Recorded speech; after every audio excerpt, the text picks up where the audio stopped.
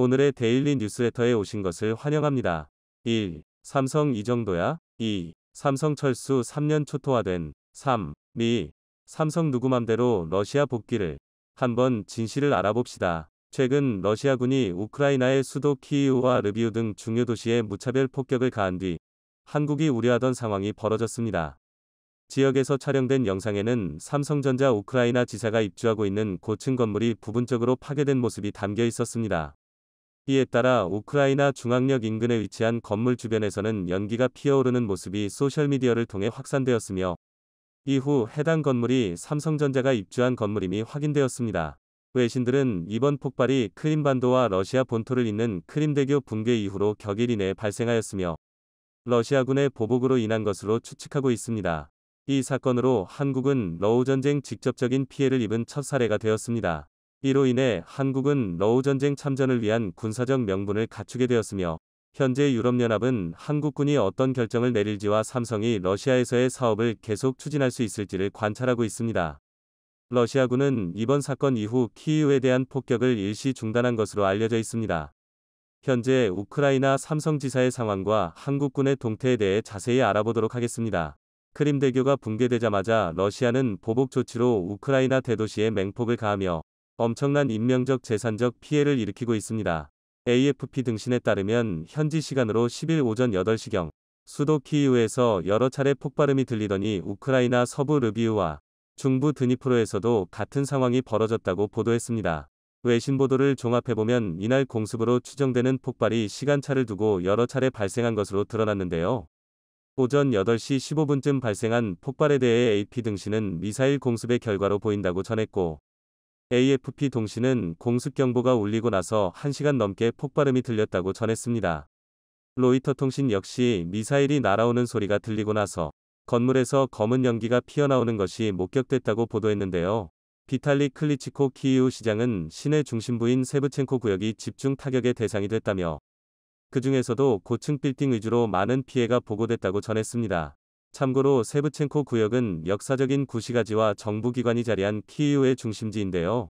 올렉시 쿨레바 키이우 주지사는 급하게 작동된 방공 시스템으로 일부 미사일을 요격하는 데 성공하기도 했으나 공습 경보는 여전히 진행 중임을 강조하며 모두에게 안전한 곳에서 침착하게 머무를 것을 요청했습니다. 무엇보다 경보를 무시하지 말고 공습 현장이나 파괴된 건물을 촬영하지 말라고 당부했는데요. 하지만 용기 있는 우크라이나 시민들은 키이우의 처참한 상황을 전 세계에 알리겠다며 현장의 모습들을 생생히 송출하기 시작했습니다. 이때 한국인들은 기겁하지 않을 수 없었습니다. 러시아군의 미사일 공격으로 삼성전자가 입주한 고층 빌딩 일부가 파괴된 충격적인 장면이 노출됐기 때문입니다.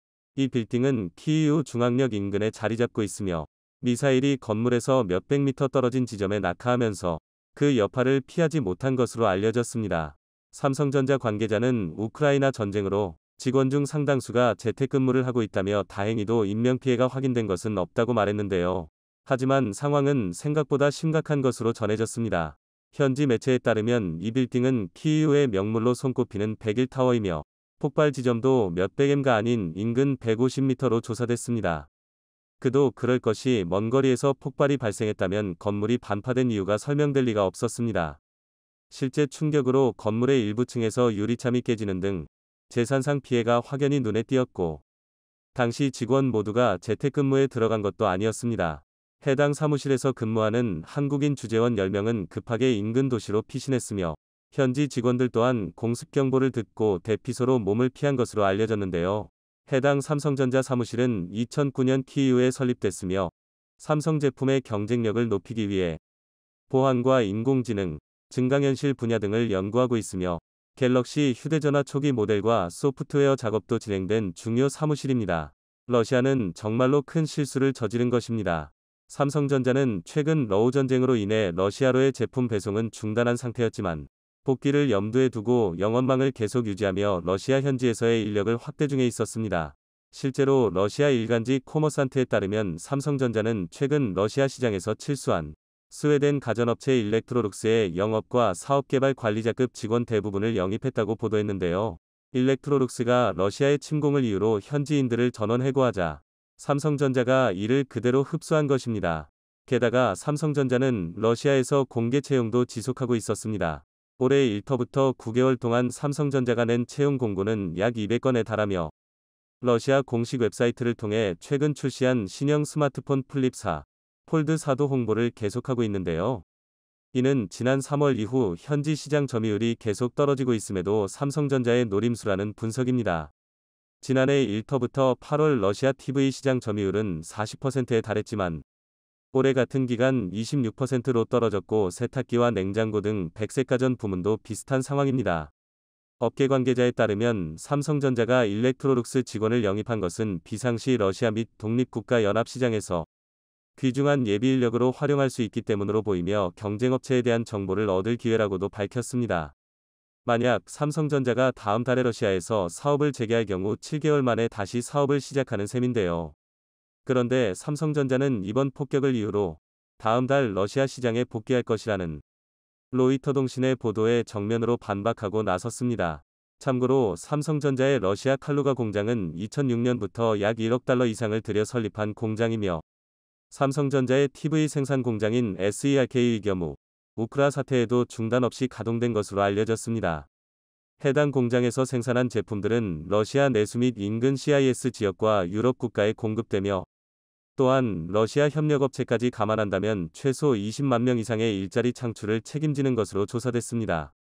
삼성이 이번 폭격을 계기로 러시아에서의 완전 철수를 결정한다면 아슬아슬하게 버티고 있는 러시아의 경제는 폭삭 주저앉을 가능성이 높습니다. 미국 온라인 언론 매체 쿼츠에 따르면 수많은 외국 기업들이 빠져나가면서 러시아에서의 일자리가 급격히 줄고 있다고 지적했습니다. 인플레이션이 가속화하고 있는 마당에 구직난까지 겹쳐 러시아의 경제를 돌이킬 수 없는 수렁으로 밀어넣고 있다는 설명인데요. 한 예로 지난 30년간 맥도날드가 고용했던 러시아 노동자만 해도 6만 2천 명에 달하며 고용 승계가 100% 이뤄질지는 불투명한 상태입니다. 쿼츠는 직종에 관계없이 일자리가 빠르게 줄어들면서 고용위기가 고조되고 있다고 설명하며 설문조사에 따르면 올해 1분기 4.6% 수준이었던 러시아의 실업률은 연말까지 9%대로 치솟을 가능성이 높다고 보도했습니다. 러시아의 인플레이션이 4월 기준으로 18%나 뛰어오른 마당에 러시아 재무장관 또한 올해 러시아의 GDP 성장률이 마이너스 12%가 될 것이라는 등 일자리 문제가 러시아 붕괴의 뇌관으로 작동하리라는 것을 부정하지 못했죠. 최근 2개월 동안 9만 5천 명의 노동자가 유급 휴가와 같은 불안정한 포지션으로 전환됐으며 지난 7개월간 총 300만 명의 러시아인들이 실업자가 된 것을 보면 이는 결코 허황된 경고가 아니었습니다. 모스크바의 싱크탱크인 전략연구센터의 보고서에 따르면 만약 삼성전자마저 탈러시아를 결정하면 올해 200만 개의 일자리가 추가로 사라지게 된다고 절망했습니다. 말 그대로 총이나 미사일 없이 러시아를 몰락시킬 수 있는 칼자루가 삼성의 소나기에 있는 셈인데요. 무엇보다 삼성전자의 이탈이 현실화된다면 현대차나 오리온 등 한국 기업들의 추가 이탈 가능성도 높아지는 바 이는 설사 러시아가 전쟁에서 승리한다 해도 이후 경제를 다시 재건할 수 있는 요인들이 사라지는 것과 같았습니다. 러시아는 이번 삼성전자 폭격에 대해 반드시 진중한 사과와 피해보상 대책을 마련해야 할 것입니다. 그렇지 않으면 한국 기업들의 이탈과 더불어 지금껏 고려되지 않았던 K9, K2 등 한국산 살상무기들이 대거 우크라이나 전선으로 넘어갈 수 있기 때문이죠.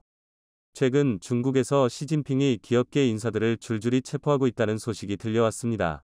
이번에 시진핑의 눈밖에 난 사람들은 대부분 중국 반도체 기업의 핵심 인사였는데요.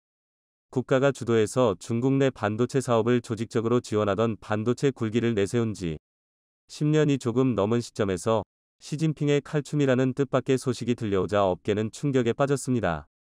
미국이 바이든의 IRA 법을 동해 반도체 업계도 쥐고 흔드는 가운데 중국까지 어마어마한 자본을 투입한 자국 반도체 산업의 체질 개선에 대대적으로 나선 상황이라 틈바구니에 끼어있는 또 다른 반도체 거물 삼성의 전 세계의 이목이 집중되고 있습니다. 중국의 시진핑이 내세운 반도체 굴기는 2010년대 10%에 불과했던 반도체 자금률을 2025년 70%까지 끌어올리겠다는 계획입니다. 시진핑이 원한 그림은 모든 힘을 집중해 큰 일을 이뤄내는 중국 공산당식 거국체제의 재림이었습니다. 중국은 1960년대 말 이를 동해 소위 양탄일성으로 묶어 부르는 원자폭탄, 수소폭탄, 인공위성을 개발해내는 저력을 뽐낸 적이 있었고 시진핑은 중국이 반도체 분야에서 다시 한번 이런 기적을 만들어낼 것을 기대하고 있었죠. 이를 위해 중국은 수년에 걸쳐 천문학적인 규모의 국가 투자금을 자국 반도체 업계에 쏟아부었는데요. 그 결과는 초라하기 짝이 없었습니다. 시장조사에 따르면 2021년 기준 중국의 반도체 자금률은 16.7%에 불과해 자신있게 내세웠던 반도체 굴기는 밑빠진 독에 물붓기였다는 사실이 만천하에 드러났습니다. 한편 쏟아부은 투자금이 무색하게도 중국의 반도체 기업들은 올해 들어 줄도산을 하고 있는 모순적인 상황이 지속되고 있습니다. 올해 8월 말까지 등록이 말소된 중국 반도체 기업은 무려 3,470곳이나 되죠. 수십조 원 규모의 금액을 집어삼키고도 성과는 거의 없고 오히려 후퇴하고 있는 이런 상황에 공산당과 시진핑은 인내심이 바닥난 모양인데요. 마침내 칼을 빼들고 중국 내 반도체 업계를 겨냥한 대규모 조사 혹은 숙청에 돌입했습니다. 업계에 일대 피바람이 부는 가운데 부패와 비리에 연루되어 수많은 관계자들이 수갑을 찼습니다. 2018년 시진핑이 YMTC 공장 시찰 당시 최측근에서 수행했던 자오웨이거 전 YMTC 회장이 대표적인 예시입니다. 자오웨이기는 칭화유니그룹, YMTC 등 반도체 굴기위 대명사와도 같은 기업들의 회장을 역임했던 인물인데요. 지난 8월 베이징 자택에서 체포된 그는 현재까지도 중국 정부의 조사를 받고 있으며 그가 받은 혐의는 일감 몰아주기입니다. 개인 소유 회사의 칭화유니 계열사에 일감을 몰아줘서 국가 투자금을 착복했다는 것입니다. 자오웨이기는 한때 업계에서 반도체 광인으로 불리던 초고물이었습니다. 그의 진두지휘하에 칭화유니는 2013년 스프레드 트럼을 17억 8천만 달러에 2014년 RDA 마이크로를 9억 7백만 달러에 각각 인수하여 합병까지 해버렸고 한때 대만의 TSMC까지 적대적 인수합병의 먹잇감으로 삼으려고 했습니다. 심지어 2015년에는 미국 메모리 업체 마이크론을 230억 달러에 집어삼키려 했지만 미 의회의 반대에 부딪혀 포기한 바 있습니다. 결국 칭화유니는 무계획적인 투자와 몸집 불리기로 인해 파산 구조조정 절차를 밟게 되었고 경영진 역시 줄줄이 낙마한 바가 있어 시진핑은 자오웨이기를 체포해 그 책임을 묻고 있는 것으로 보입니다. 얼마 전에는 국가공적자금관리회사 중 하나였던 라이온펀드의 총책임자 아오청원이 당국의 조사를 받고 있다는 보도가 중국 매체를 통해 나왔는데요. 2018년 말 760억 원 규모에 불과했던 라이온펀드는 1년 만에 1조 3,300억 원 규모로 급성장했고 작년 말에 이르러서는 6조 5,200억 원 규모로 비정상적인 성장세를 기록한 바 있습니다.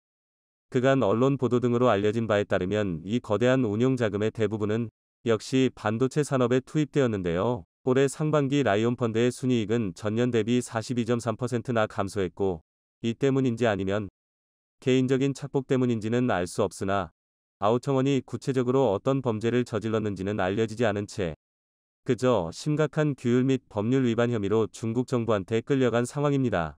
이렇게 줄줄이 거물들이 비리 협의로 숙청되는 가운데 중국이 그간 쏟아부은 공적 자금의 행방을 쫓고 관련자들의 부패의 싹을 잘라내는 데는 적지 않은 시일이 소요될 전망입니다.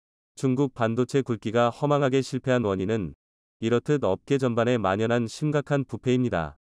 중국이 반도체 굴기를 위해 두 번에 걸쳐 모은 대기금은 2014년에 27조 6천억 원, 2020년에 40조 6,217억 원에 달합니다. 그리고 이렇게까지 큰 돈이 모이자 아니나 다를까 사기꾼들이 파리떼처럼 꼬인 것입니다.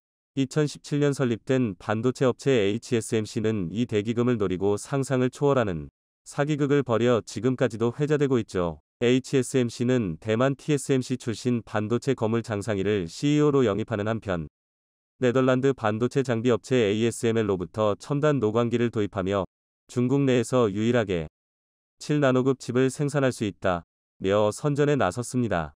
그런데 3년이 지난 2020년 중국 언론이 HSMC 위 공장 건설 현장을 답사하고는 그곳에는 기본적인 철골 외에는 아무것도 없었다는 보도를 냈죠.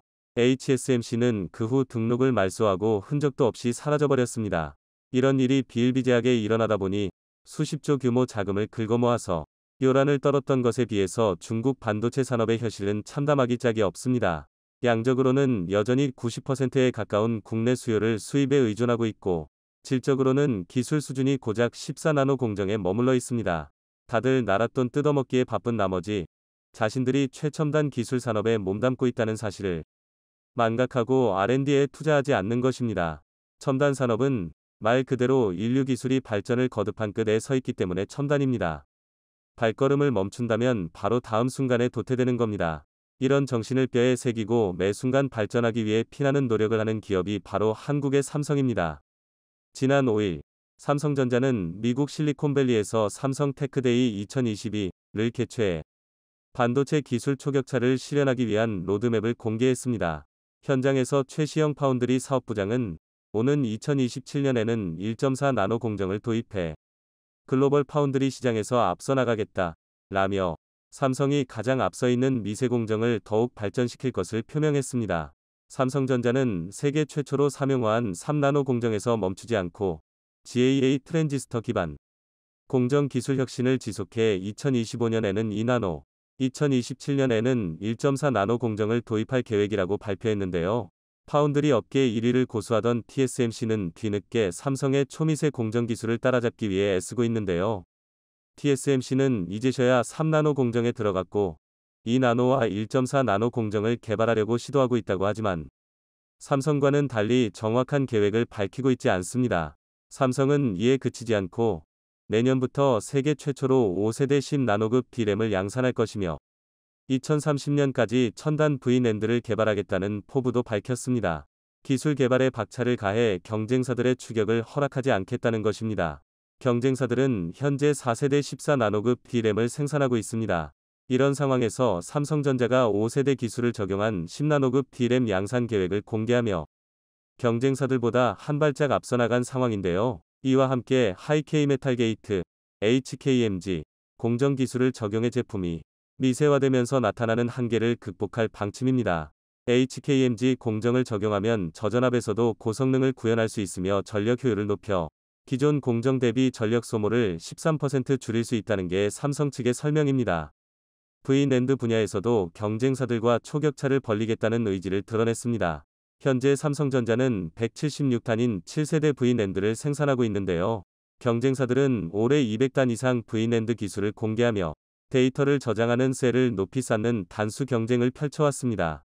그런 가운데 삼성이 돌연 2030년까지 1000단을 개발하겠다는 구체적인 계획을 공개하면서 경쟁사를 압도했습니다. 이렇게 기술 개발에 대한 근거 있는 자신감을 지닌 삼성은 최근 들어 대두되고 있는 전 세계적인 반도체 겨울에도 반도체 감산은 없다고 밝혔습니다. 현재 글로벌 경기 침체와 반도체의 향후 전망 악화로 인해 반도체 업계 전체가 위기를 겪고 있는데요. 인텔은 올해 들어 주가가 45%까지 폭락하며 창사 이래 최대 위기를 맞이했습니다. 미국 반도체 기업 시총 1위 엔비디아 역시 2분기 매출이 예상을 20%나 밑도는 것으로 집계되며 주가가 폭락을 거듭하고 있습니다. 인텔과 엔비디아의 부진에서 시작된 반도체 겨울로 인해 미국 최대 메모리 반도체 생산업체인 마이크론도 시장 전망치를 크게 밑도는 매출을 기록했고 이에 따라 내년 생산량을 30%나 감축할 계획을 발표했습니다. 도시바 메모리의 후신인 일본의 키옥시아 역시 메모리 생산 감축 계획을 공식화했고 이에 따라 삼성전자 역시 감산 바람에 동참할 것이라는 관측이 이어졌는데요. 정작 업계 1위 삼성은 현재로서는 감산에 대한 논의조차 없다 고 선을 그었습니다. 삼성의 이런 행보에 대해 월스트리트 저널은 삼성전자는 고난 이후의 미래를 준비 중이라고 분석했습니다. 파운드리에 대한 삼성전자의 야심찬 투자와 반도체 산업에 점증하는 정치화는 삼성전자의 장기적으로 순풍이 될 것이라고 했는데요. 미중 갈등이 메모리칩 분야에서 급성장하는 중국의 경쟁업자들에게 악재로 작용함은 물론 미 반도체법에 따라 미 공장의 투자를 늘리는 삼성전자에게 기회가 귀질 수 있다는 관점입니다. 바이든의 IRA 법을 통해 미국이 국가 전략적으로 반도체 업계에 영향을 주고 중국 역시 국가 주도적인 사업으로 반도체를 조직적으로 밀어주고 있지만 결국에 이득을 보는 것은 삼성이라는 것입니다. 그 원동력은 멈추지 않는 기술 혁신이죠. 첨단 산업에서 승패를 가르는 것은 결국 정치적인 지원이나 자금 규모보다는 기술력의 차이입니다. 시진핑이 결과를 내놓지 못한다고 자국 기업을 아무리 채찍질하더라도 기술에서 한국의 발끝도 따라오지 못하는 상황에서 반도체 굴기의 달성은 멀기만 해 보입니다. 모쪼록 삼성이 앞으로도 쉼없이 달려나가 삼성전자가 이번 달부터 러시아에서 스마트폰 신제품 판매를 재개할 전망이라는 소식이 들려오고 있습니다. 이와 함께 삼성전자는 러시아에서 신규 인력도 채용하는 등 러시아를 등지고 있는 세계의 흐름과 다른 행보를 보이고 있는데요. 토요타나 엔비디아 등 러시아의 끝까지 남아있던 글로벌 기업들마저 미국의 압박을 견디지 못하고 러시아를 떠나는데 한국 기업은 철수에 관해서는 별 다른 입장을 보이지 않고 있습니다.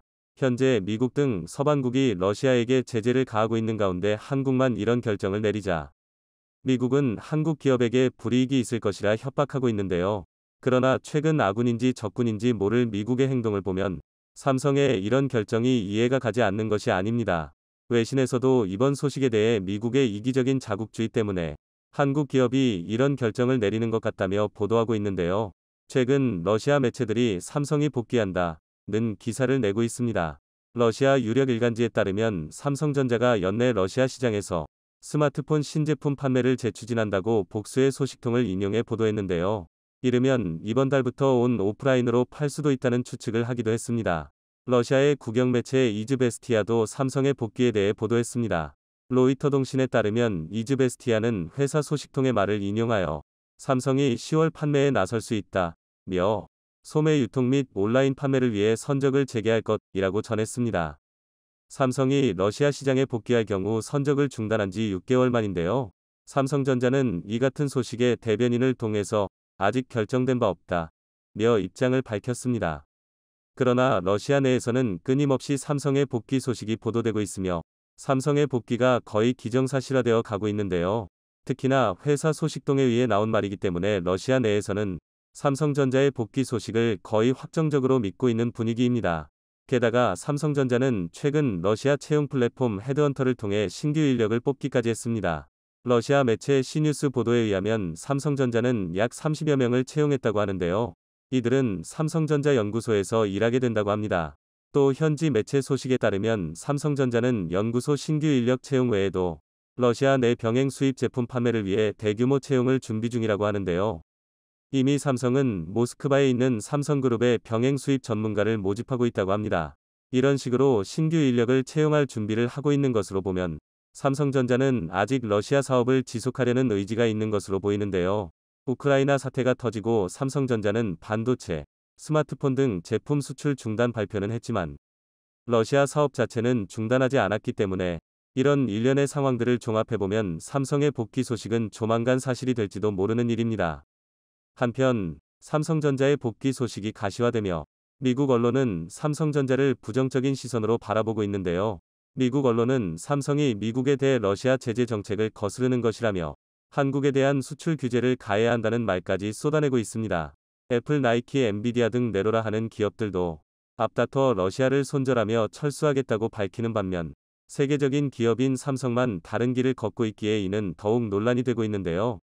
그러나 일각에서는 삼성의 이런 선택이 이해가 된다는 말도 나오고 있습니다. 미국 정부와 바이든 대통령의 최근 행태들을 보면 한국 기업은 실망할 수밖에 없었는데요. 미국 정부가 한국 기업을 홀대한다는 말도 나오는 가운데 한국 기업은 미국에 있으면 오히려 손해인 상황이 되니 한국이 미국이 아닌 다른 곳을 택하는 것은 당연하다는 것입니다. 미국 내에서 한국 기업의 입장을 이해한다는 말이 나온 것은 미 정부에 대해 러시아 제재가 시작되었을 당시 미국 내에서 비판의 여론이 없었던 게 아니기 때문입니다. 미국에 대해 러시아 제재가 시작되었을 당시 미국 정부의 행동으로 미국은 오히려 피해를 입게 될 것이라며 많은 사람들이 우려했었는데요. 한 경제연구소 소장은 미국이 러시아에 대해 일련의 제재를 가한 결과는 돌을 들어 제 발등을 제가 찍는 격일 뿐이었다. 며 현 미국 정부의 행동을 비판하기도 했습니다. 그는 제재를 받는다고 해서 국가 지도자의 결정을 바꿀 수 있는 것도 아니라며 미국의 러시아 제재는 잘못된 행동으로 예상치 못한 결과를 초래한 또 하나의 사례라고 지적하기도 했습니다. 그의 말처럼 미국은 대러시아 제재로 유가와 식료품 가격이 치솟았고 코로나로 인해 어려웠던 경제 상황이 이런 것들로 인해 더 나쁘게 바뀌었죠. 미국 정부의 이런 제재 정책은 미국 납세자와 전 세계의 이익이 될 수 있다고 말하지만 실제로는 돌을 들어 제 발등을 찍는 격이 되었던 겁니다. 미국은 지금 한국 기업을 비판하고 있지만 이는 전형적인 미국주의 생각에서 나온 말들입니다. 한국은 러시아와 교역을 키워가는 중이었고 러시아에는 우리 기업과 교민이 있습니다. 그런 부분은 하나도 생각하지 않고 한국에게 제재를 강요하는 것은 우리 기업에게 다 피해만 안으란 소리죠. 심지어 제재만 가하고 막상 미국에 투자하는 한국 기업에게는 오히려 부당한 대우를 하는데 한국 기업에게 미국에만 투자하고 러시아에게 투자하지 말라는 것은 오로지 미국만 생각하는 이기적인 발언입니다. 한국도 처음에는 러시아 제재에 동참했었습니다. 애플, 테슬라 등과 같은 글로벌 기업들을 따라 삼성도 러시아행 선적을 중단하고 현지에서 신제품 출시를 멈췄었죠. 러시아에서 가장 사랑받는 브랜드인 삼성으로선 엄청난 결정이었습니다. 러시아는 삼성전자를 러시아에서 가장 사랑받는 브랜드 조사에서 6년 연속 1위로 뽑을 정도로 삼성전자의 제품에 대한 선호도가 높은 곳인데요. 아디다스, 소니, 애플 등 쟁쟁한 글로벌 기업을 제치고 한국이 1등을 차지할 정도로 러시아에서 삼성 제품은 인기가 많죠. 백색가전, TV, 오디오 등 대부분의 부문에서도 한국 제품은 어김없이 1위였고 스마트폰의 인기도 좋아서 러시아 모바일폰 시장 점유율의 30%는 삼성전자가 차지하고 있었습니다. 이런 러시아를 두고 미국의 제재에 동참한 것만으로도 한국에게는 굉장히 큰 결심이었는데요. 그러나 한창 잘 나가던 러시아 시장을 두고 미국의 뜻에 따랐던 한국에게 돌아온 건 미국의 홀대뿐이었습니다. 미국 때문에 한국은 러시아와 30년 동안 쌓았던 관계가 흔들리기도 했었죠. 미국과의 관계마저 삐거덕대고 있는 이상 한국 기업은 해외 시장을 위해서라도 다시 러시아 시장 진출을 생각해 볼 필요가 있습니다. 한때 선두였던 러시아 시장을 현재는 중국 업체들에게 내줄 위기에 처해 있기 때문에 삼성 등의 한국 기업은 러시아 시장의 복귀를 빠르게 추진하는 게 좋을 것으로 보이는데요. 현재 중국 업체들은 삼성이 잠시 주춤하는 사이 빠르게 치고 올라오고 있습니다. 러시아 현지 매체에 의하면 샤오미와 리얼미, 아너 등 중국 기업들의 제품이 상당한 점유율을 차지하고 있다는데요. 그러나 품질 면에서 중국 제품은 삼성보다 좋지 않아 러시아 내에서 중국 제품에 대한 불만이 속속 드러나고 있는 상황입니다. 그렇기 때문에 삼성이 지금 품질과 성능을 내세워 러시아 시장에 진출한다면 삼성은 중국에게 넘겨준 러시아 시장을 다시 빼앗고 러시아 내 전자제품 부문 점유율 1위를 차지할 수 있을 것인데요. 러시아 IT 전문지 텔레콤 데일리는 이러한 소식에 삼성 스마트폰은 러시아인들 사이에서 꽤 인기가 있다며 판매를 재개하기로 결정한다면 이전 판매량을 충분히 뛰어넘을 수 있다 고 전망했습니다. 강대국 미국도 러시아 제재로 이렇게 몸살을 앓고 있는데 한국은 더 큰 피해를 입기 전에 러시아 시장을 노리는 게 미래를 생각했을 땐 더 나은 일인 것 같습니다. 현재 익명의 한 재계 관계자에 따르면 한국 기업들은 사업이냐 평판이냐를 두고 많은 고민을 한 끝에 어느 한쪽에 무게를 싣지 않겠다고 결정했다고 합니다. 미국은 한국의 이러한 결정에 비판의 말들을 쏟아내기 전에 현재 미국 정부가 하고 있는 행동들을 되돌아봐야 할 필요가 있습니다. 또한 현 시대는 다양한 이해관계 속에 살아가는 시대이기 때문에 미국 혼자만 독자적으로 결정할 수 없는 시대임을 깨달아야 할 것입니다. 삼성을 비롯한 한국 기업의 미국 손절이 점점 가시화되고 있는 가운데 미국이 언제쯤 한국 기업의 차별 문제를 해결해 줄 것인가가 궁금한데요. 미국 정부는 제대로 된 처우도 해주지 않으면서 한국 기업에게 간섭하는 행태를 멈췄으면 하는 바람입니다.